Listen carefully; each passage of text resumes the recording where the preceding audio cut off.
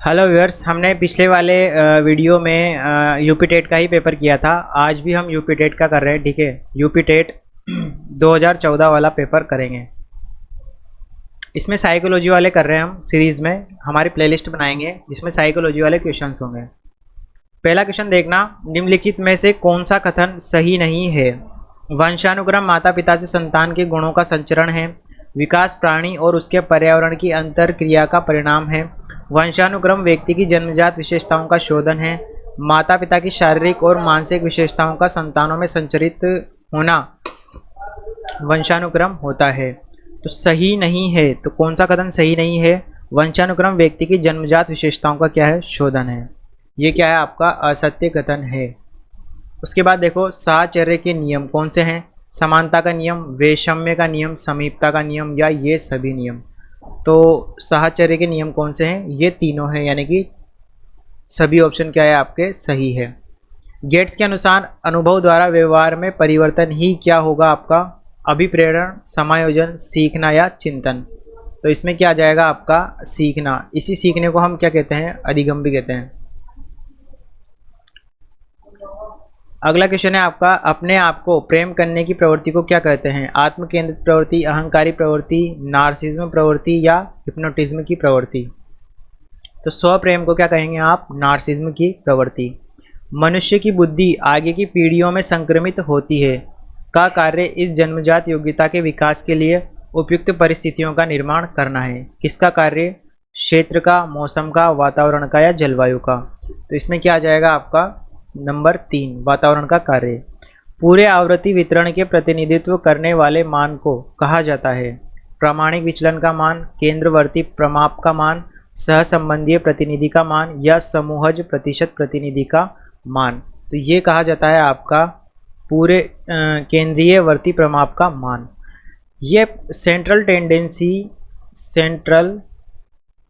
Tendency केंद्रीय प्रवृत्ति के माप, इनसे रिलेटेड एक क्वेश्चन ये जरूर डाल रहा है। तो इन्होंने क्या किया होगा? यूपी टेट के सिलेबस में आपके साइकोलॉजी के सिलेबस में सेंट्रल टेंडेंसी केंद्रीय प्रवृत्ति के माप वाला जो टॉपिक होगा वो लगाया होगा, लेकिन अपने रीट में नहीं है क्वेश्चन, ये टॉपिक साइकोलॉजी में। तो ये आएगा आपके गणित विज्ञान में। ठीक है, जिसके गणित विज्ञान सब्जेक्ट होगा ना, उसी के आएगा ये क्वेश्चन।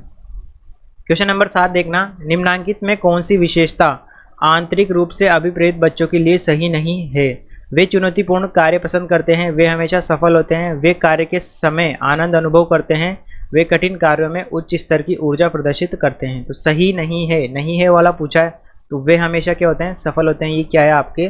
सही नहीं है। ठीक है।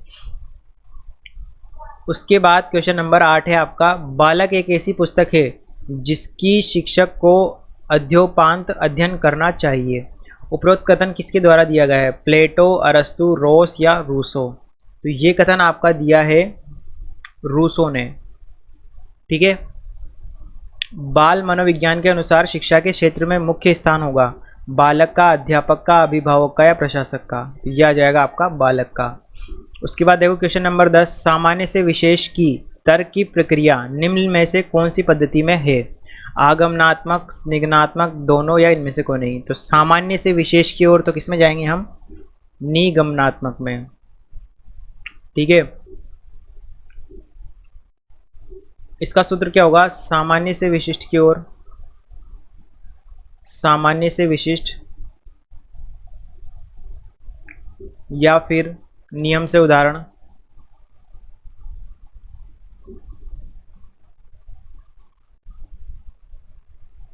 ठीक है। उसके बाद देखो क्वेश्चन नंबर 11, बाल्यावस्था की प्रमुख मनोवैज्ञानिक विशेषता क्या होगी? परनिर्भरता, सामूहिकता की भावना, धार्मिकता, अनुकरण प्रवृत्ति का अभाव। तो ये क्या आ जाएगी बाल्यावस्था आपके? सामूहिकता की भावना। 6 से 12 वर्ष के लिए होती है आपकी बाल्यावस्था।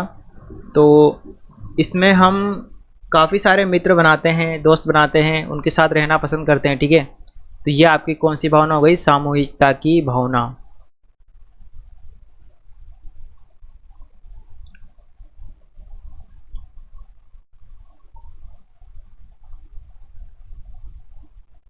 अगला क्वेश्चन है हमारा क्वेश्चन नंबर 12, क्वेश्चन नंबर 12 में इसने दिया है कि किशोरावस्था में संवेगों की तीव्रता किस प्रकार प्रकट होती है। प्रतिकूल पारिवारिक संबंध, व्यवसाय की समस्या, नई परिस्थिति के साथ समायोजन या उपरोक्त सभी। तो किसके साथ प्रकट होगी आपके, ये होगी आपके सभी के साथ। क्वेश्चन नंबर 13 है 140 से अधिक बुद्धि लब्धि या आईक्यू वाले बच्चों को किस श्रेणी में रखेंगे। मूर्ख, सामान्य बुद्धि, मंद बुद्धि या प्रतिभाशाली। तो उनको कौन सी बुद्धि में रखा जाएगा, आपका प्रतिभाशाली बुद्धि के अंतर्गत रखा जाएगा। ये क्वेश्चन आपसे शायद रीट में पूछा गया था एक बार और काफ़ी इंपॉर्टेंट क्वेश्चन है, ठीक है। अगला क्वेश्चन है आपका क्वेश्चन नंबर 14 या 14। क्वेश्चन नंबर 14 में सृजनशीलता मौलिक परिणामों को अभिव्यक्त करने की क्या है, एक मानसिक क्रिया है। उपरोक्त कथन किसके द्वारा दिया गया है।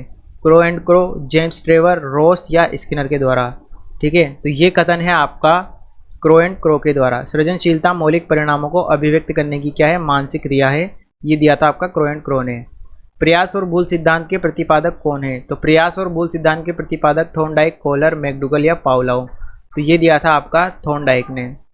क्वेश्चन नंबर 16, सीखने के पठार के निराकरण के लिए क्या नहीं करना चाहिए। कौन सा कार्य है जो नहीं करना चाहिए। सीखने वाले को प्रेरित और प्रोत्साहित करना चाहिए, सीखने की अच्छी विधि का प्रयोग करना चाहिए, उसे दंडित करना चाहिए, कारणों का अध्ययन करना चाहिए। तो दंडित नहीं करना चाहिए। उसके बाद आ जाओ क्वेश्चन नंबर 17 पर। 17 में दिया है कि जिस वक्र रेखा में प्रारंभ में सीखने की गति तीव्र होती है, बाद में यह क्रमशः मंद हो जाती है, उसे कहेंगे उन्नतोदर वक्र, नतोदर, मिश्रित वक्र रेखा या वक्र रेखा नहीं होगी। तो इसमें कौन सा आएगा आपका, इसमें आएगा उन्नतोदर वक्र यानी कि कॉन्वेक्स कर्व, जिसमें क्या होगा, प्रारंभ में सीखने की गति क्या होगी, तीव्र होगी और बाद में क्या हो जाएगी, मंद हो जाएगी। यानी कि आपका ग्राफ कुछ इस प्रकार रहेगा। उसमें देखना आप व्यक्तिक विभिन्नता का अर्थ क्या होगा। क्वेश्चन नंबर 18, व्यक्तिक विभिन्नता का अर्थ क्या होगा। तो व्यक्तिक विभिन्नता का अर्थ क्या हो जाएगा आपका, दो व्यक्तियों में शारीरिक भिन्नता, कोई दो व्यक्ति शारीरिक मानसिक योग्यता और संवेगात्मक दशा में समान और एक जैसे नहीं होते। कोई दो व्यक्ति शारीरिक और मानसिक योग्यता में समान और एक जैसे होते हैं, उपरोक्त में से कोई नहीं। तो व्यक्ति की विभिन्नता का मतलब आपके क्या हो जाएगा, ये होगा आपका ऑप्शन नंबर 2। मानसिक स्वास्थ्य विज्ञान का प्रमुख उद्देश्य है, मानसिक स्वास्थ्य विज्ञान का प्रमुख उद्देश्य बालक के मानसिक स्वास्थ्य की रक्षा करना, कुसमायोजन का निराकरण, 1 और 2 दोनों या नन ऑफ दिस। तो इसमें आएगा आपका पहला और दूसरा दोनों। निम्नांकित 7 छात्रों के अंक किस प्रकार है, उपरोक्त की माध्यिका। ये देखो आपके सेंट्रल टेंडेंसी का क्वेश्चन।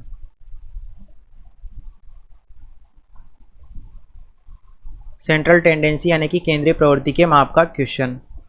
तो कितने हैं आपके संख्याएं, 1 2 3 4 5 6 7, टोटल 7 संख्याएं। तो माध्यिका क्या होगी, 7 + 1/2।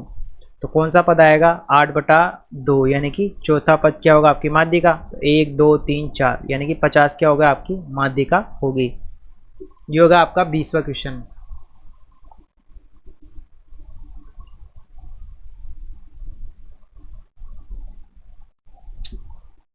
नेक्स्ट है आपका, इसमें एक गलती हो गई। क्या गलती हो गई कि ये जो है ना आपके आरोही या अवरोही क्रम में नहीं है। आरोही या अवरोही क्रम में जमाने के बाद ये चीज़ लगानी थी, ठीक है। तो सबसे पहले हम एक काम करते हैं, इनको आरोही क्रम में लिख लेते हैं। तो आरोही क्रम में क्या आएंगे, सबसे पहले आएगा आपका 36, फिर आएगा 38, फिर आएगा 40, उसके बाद फिर आएगा, नहीं सबसे पहले 23 है, 23, फिर 36, फिर 38, फिर 40, उसके बाद 50 और फिर 51। अब इसमें चौथा पद 1 2 3 4, चौथा पद क्या जाएगा आपका,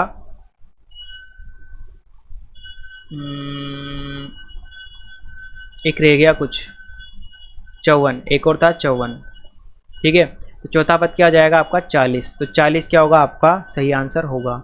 रुचि का संबंध है योग्यता, अवधान, फर्स्ट और सेकंड दोनों या इनमें से कोई नहीं। तो रुचि का संबंध आपका किससे होगा, रुचि का संबंध होगा आपका सेकंड ऑप्शन अवधान से, ठीक है। रुचि आपकी योग्यता से संबंधित नहीं होगी, रुचि आपकी केवल किससे संबंधित होगी, अवधान से। रुचि वह प्रेरक शक्ति होती है जो हमें किसी वस्तु, व्यक्ति या क्रिया के प्रति ध्यान देने के लिए क्या करती है, प्रेरित करती है। रुचि का अवधान से सीधा तथा घनिष्ठ संबंध होता है तथा दोनों क्या चलते हैं, साथ चलते हैं, ठीक है। रुचि का अवधान से घनिष्ठ संबंध होता है, ये कथन ध्यान रखना। रुचि का अवधान से